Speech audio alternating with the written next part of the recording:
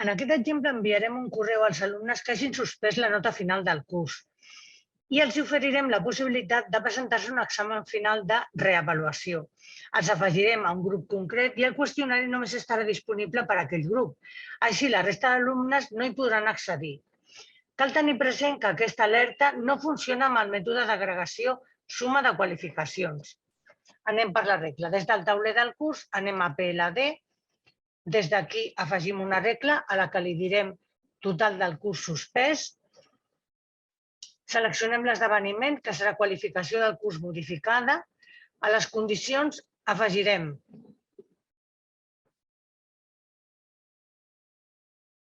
interval de qualificació del curs que ha de ser inferior al 50%, guardem, i a les accions farem afegir l'usuari al grup que hem creat de reavaluació, s'executarà només una vegada aquesta acció, i la següent acció serà l'enviament d'un missatge de correu electrònic perquè l'usuari destinatari del correu conegui que té la possibilitat de presentar-se a un examen de reavaluació.